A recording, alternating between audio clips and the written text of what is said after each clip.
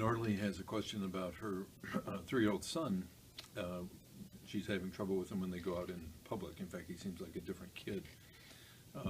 Norley, this is such a good question that it is a separate chapter in the 1, 2, 3 Magic book. It's the entire chapter 7.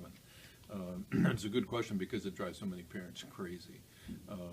When the kids go out in public, there are two things that can happen. One is they can get overstimulated with other people and sights and sounds and stuff like that. But the real problem, and often the basic problem, is what we call the threat of public embarrassment.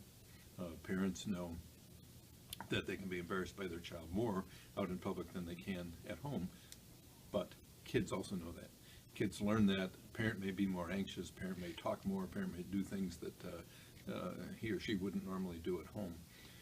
So here's what we usually do. If you're familiar with 1, 2, 3 Magic, you want to learn the counting system, and you're going to use the counting at home to where you're getting a good response at 1 or 2 most of the time. Okay, they're just kids, so one or two most of the time. Now you're in the grocery store, and it's aisle 5, and it's the candy aisle, and your son asks you for a candy bar, you say no, bam, he's on the floor yelling, screaming, and all this kind of stuff. And don't shut up this part, a crowd is gathering to see how you're going to handle it. What are you going to do? You're going to do the 1, 2, 3 just like you would at home. You say, that's 1.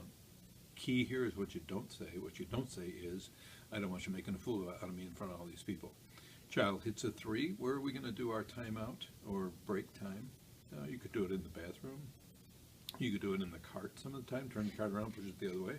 You can even do it in the car. But what you need to do is know exactly what you're going to do and do it very calmly and decisively. Kids are intuitive with you. They can read you like a book. So next time you're out, consider those things. You can also consider good old-fashioned distractors. Distractor could be food. It takes a while to eat. Could also be a game that the child can play with while you're in the grocery store or wherever. So, good question. Good luck.